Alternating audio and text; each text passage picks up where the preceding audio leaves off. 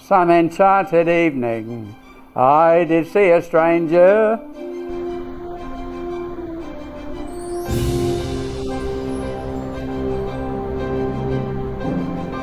After dancing all night, I did take her outside, and I made a pass or two, like most cheeky boys wanting a grab. I got whacked from the trouble.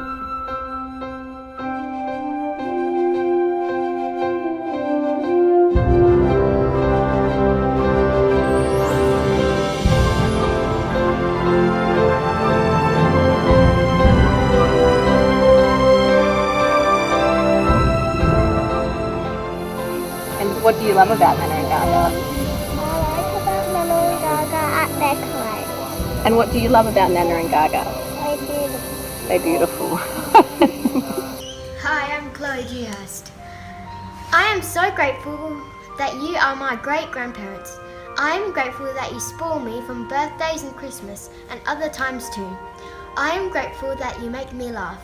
I am very grateful that you love me. Hi, I'm Hannah Dewhurst. Thank you for your special hugs. Thank you for smiles. Thank you for the yummy chocolates. I'm Noah, and I love you. And Nana and Gaga, you're the best. I just love you both. I think you model what life should be: positivity, energy, enthusiasm for family. Your commitment and love for each other is an amazing gift and example for us all, even to the great-grandchildren. Just, thank you for having such a positive impact on my life. A lot of the attributes that I have as a person come from you because of the time we spent together when I was growing up, and all those effects that you've had on me have been super positive. So, without you there, I could have been a different person, and I just want to thank you for that. I'd never seen a couple who were so in love and openly in love and would talk about their love with each other. I love them so much.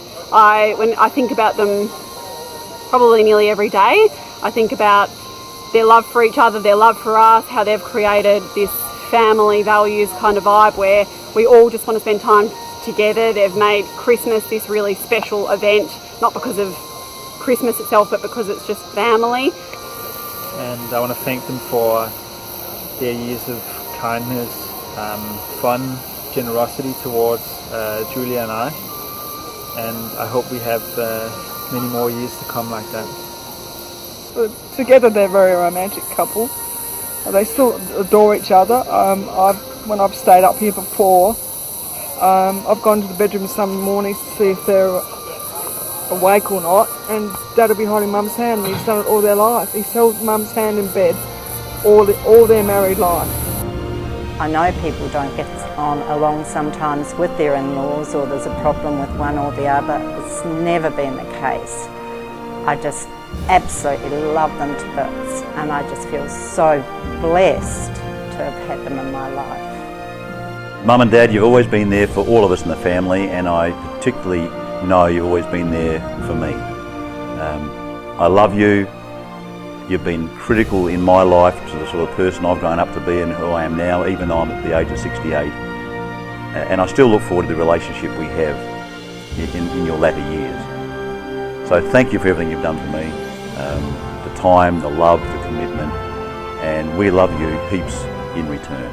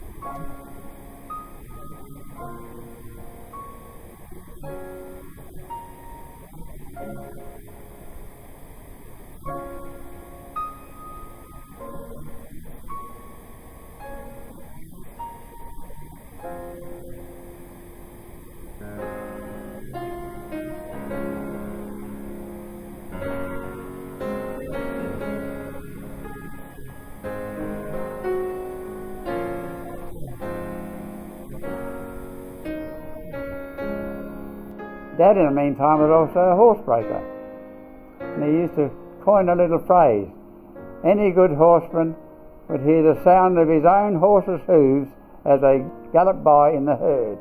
That's what he reckoned should have happened. Whether that really did, I wouldn't know. Hell, Bill.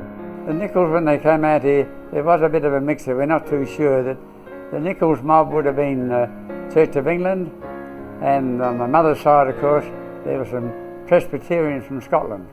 So we were a bit mixed up, but when they came to Australia, the only church on top of the hill was a Methodist church.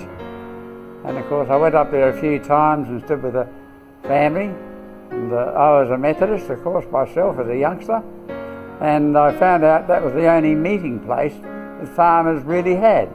Go to church on Sundays, you wear your best dress, you wear your best handbag, and Dad wear his suit, and that was it. Otherwise you didn't see anybody, because most people didn't have transport. They travelled by horse.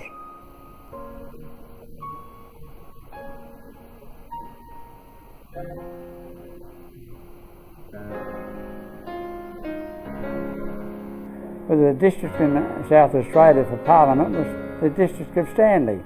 They elected 2 members for Parliament. My dad was one of them. So he belonged to the District of Stanley. Then they changed it to Young, just 1 member per electorate.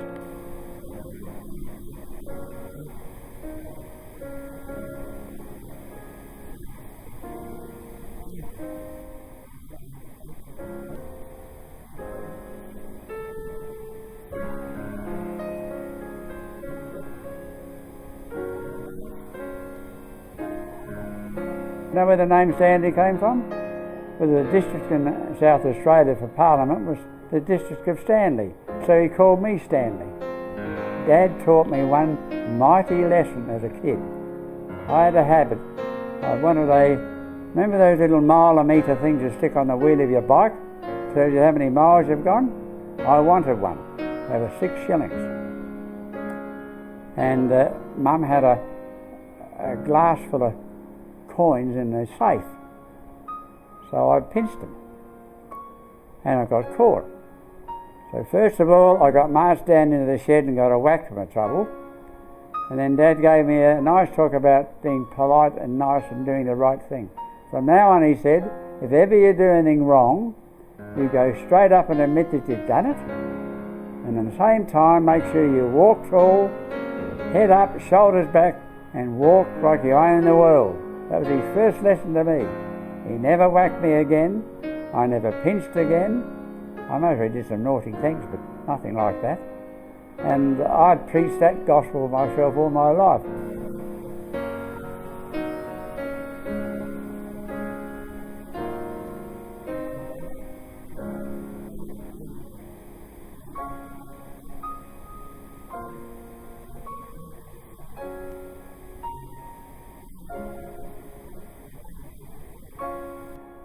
Horseback was still going at that time, and on the big port road from Adelaide to Port Adelaide, they still had the big old steam trucks.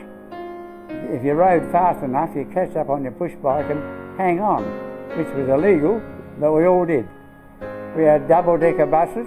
The double-decker buses, of course, like they had in London, didn't have a top on them, but you were out in the open. And if you ever played up there, the old conductor would race up to tick you off. So you climb over the top, drop down on the bonnet and slide off. So we were rather little rascals, really, when you come to think of it. We liked playing around. Yeah.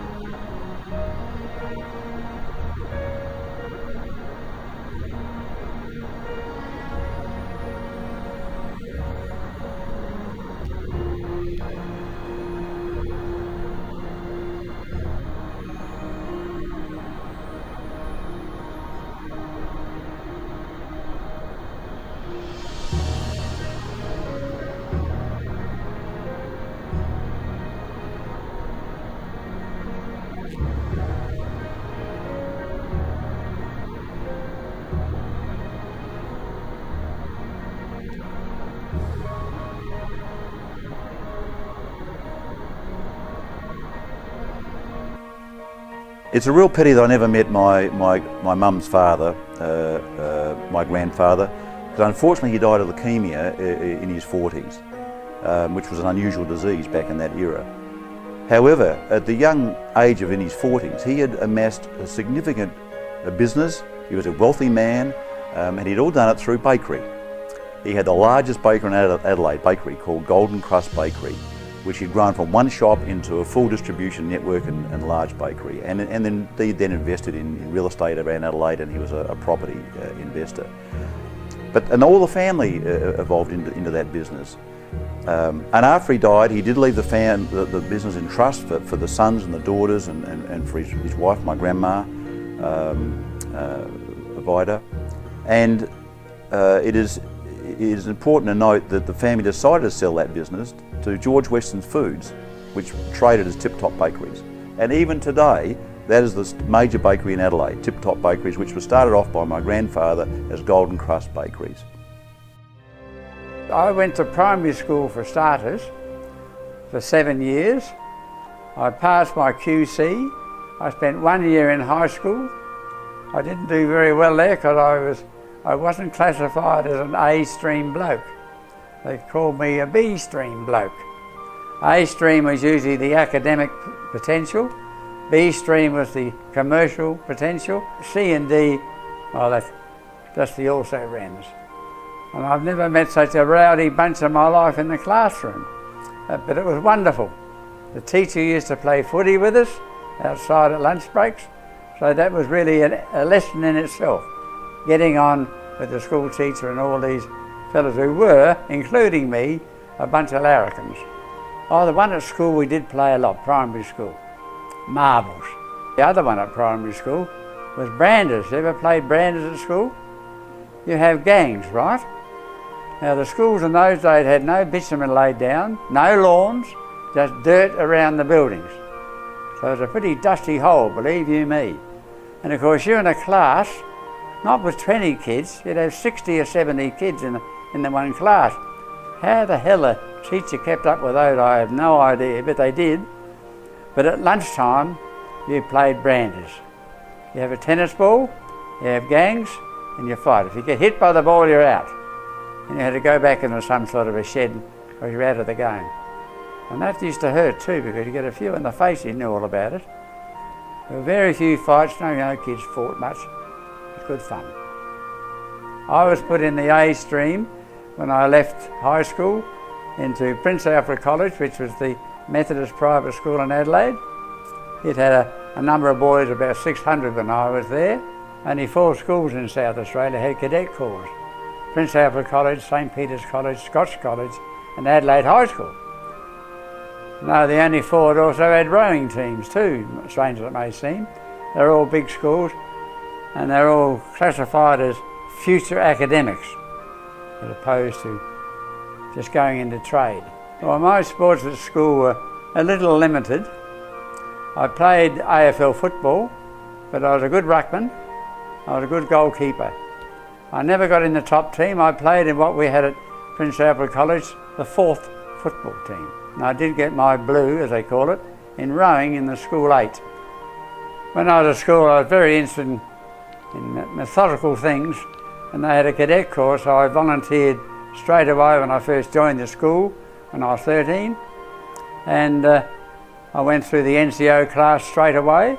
I wanted to get some sort of recognition of my skills, of course, and get a rating. And I eventually became in time a sergeant major. So any of us, I did all the ordering about getting our 3 companies, 200 in each company. And I loved giving orders. And I had a very loud voice, you know, company!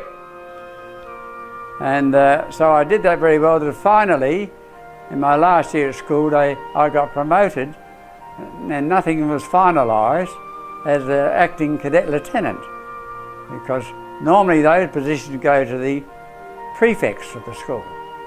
The goody good choose, you know, blokes who never make mistakes. Well, I was very friendly with the headmaster's son.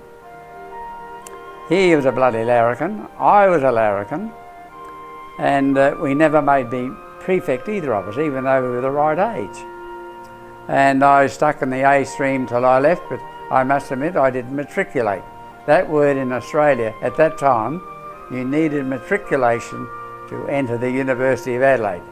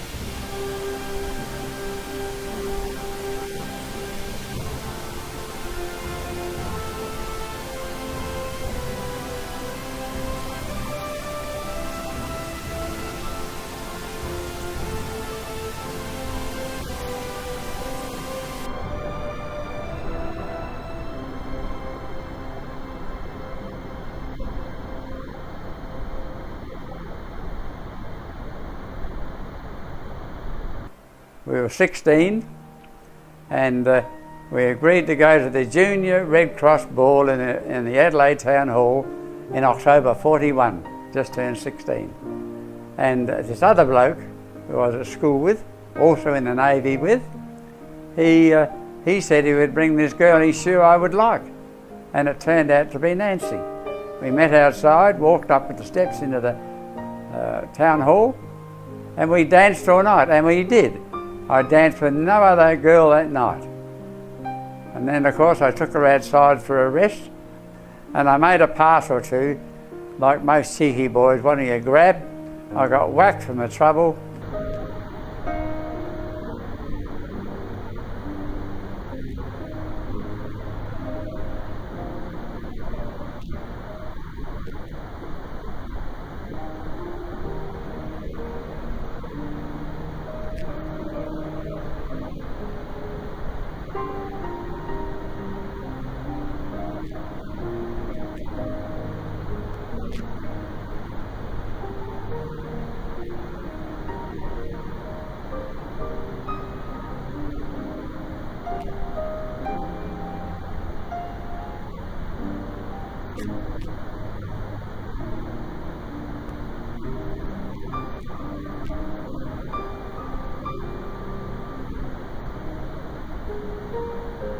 And eventually, of course, I developed a nice three-person song, or three-song person, to demonstrate my zeal in getting a girlfriend.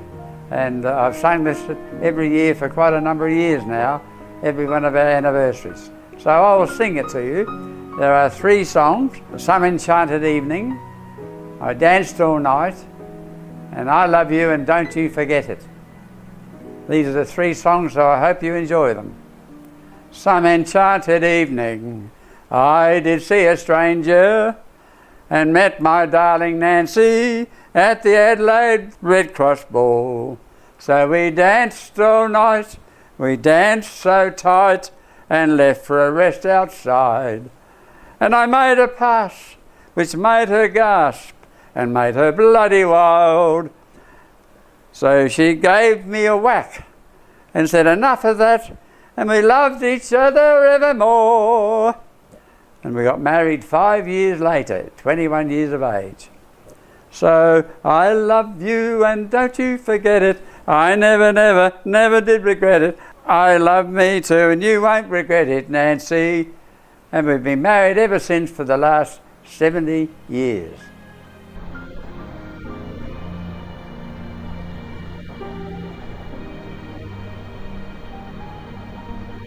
But I wanted to go to the war, do my bit. And unfortunately to go in the army would have taken well over a year, so I decided to pick the Navy, because the Navy is fast. You do 3 months at the Flinders Naval Depot for training, and straight after that you finish your training at sea. So I joined the Officers Training School, and you're allowed 3 commanders' reports if you get into trouble. And being a bit of a larrikin, I found it a bit hard to take some of their what I call ridiculous decisions.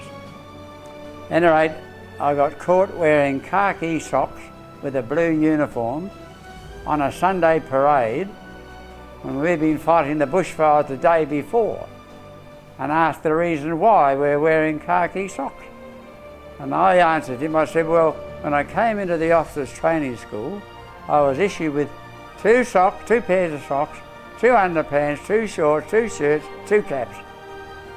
We fought the bushfires on Saturday. We got absolutely smelly and stinky, so I wore khaki socks. Went down like a lead balloon. Didn't make any difference. I should have washed them and dried them out that night. That was my first commander's report. The second commander's report was some lousy cow in Melbourne on a weekend leave reported me for not saluting an officer. Now I love saluting officers, because they don't want to be saluted. They've got to return your bloody salute. So I saluted every officer I did. I've even walked across the other path to make sure I saluted some of them. I enjoyed it. And the third one was a chief petty officer. They got him back from Tasmania, believe it or not, a very old bloke. And you'd have to remember that Flinders Naval Depot was built on cinders from the gasworks. And I heard this crunch, crunch, crunch. He was trying to step on clods of grass, trying to miss the grass, but he missed because it was 10 o'clock at night. So I heard this, got out of my hammock, stuck my head out, I saw who it was. Unfortunately, he saw me too. I don't know if he heard me and remembered me. I blasted him off for being a bloody snoop. Well, that went down like a lead balloon too, but it didn't get me kicked out. However, on the final day for all the blokes out of the 20 guys, 4 of us didn't make it. One was a petty officer before. They confirmed his rank as a petty officer. The other 3, I know their names, but he said, Nicholls, Urquhart and Scully, you're on draft 0600 tomorrow morning. And I said, pardon me, sir, would you please explain why we didn't make it? Because we all know we passed the exams. And all he said, Nicholls, Urquhart and Scully, you're on draft 0600 tomorrow morning. And that's how it was. So I left the depot, a bit pissed off with this basic attitude. So you might say that was the start of my naval career. Then I went north to Milne Bay, picked up the HMAS Shropshire, a heavy cruiser, and that's where I started on board the ship in various ranks on board ship.